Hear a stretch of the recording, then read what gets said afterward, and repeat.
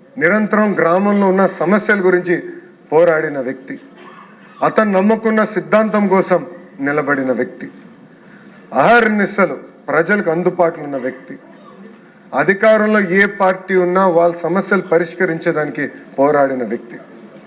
ఆ వ్యక్తి పేరే తోట చంద్రయ్య.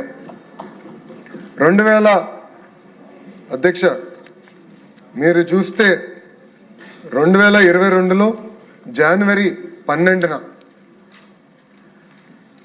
అతన్ని పైన దాడి చేసి నడి వీధిలో అతన్ని పడుకోబెట్టి ఏకంగా మెడపై కత్తి పెట్టి వాళ్ళ నాయకుడు అంటే ఆనాటి పాలకులు 2019 నుంచి 24లో ఎవరైతే అధికారులు ఉన్నారో వాళ్ళ నాయకుడు ఒక్కసారి జై చెప్పు నేను వదిలేస్తానని చెప్తే, లేదు నేను చెప్పాను, నేను చనిపోయినా పర్వాలేదు, ఆ పసుపు జెండా నా పైన పెట్టండి అని చెప్పిన వ్యక్తి తోట చంద్రయ్య.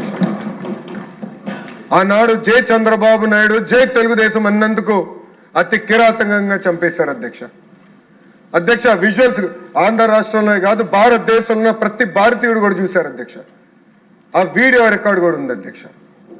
వాళ్ళ అబ్బాయికి ప్రభుత్వ ఉద్యోగం కల్పించాలని మేము చర్చించాం, పార్టీ పరంగా చర్చించాం. కూటమి ఎన్డీఏలో ఉన్న జనసేన పార్టీ, భారతీయ జనతా పార్టీతో కూడా చర్చించాం. ఏకంగా క్యాబినెట్లో కూడా నాకు అన్న సమానమైన పవనంతో కూడా కూర్చుని అన్నతో కూడా మేము మాట్లాడితే, ఎస్ ఇది మంచి బిల్, మంచి ప్రయోజనం, ఫ్యాక్షన్ రాజకీయాలు ఫుల్ స్టాప్ పెట్టాలి.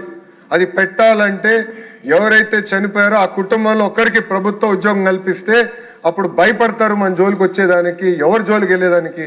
అందుకే బిల్ తీసుకురావాలని ఆనాడు మేము నిర్ణయించాం.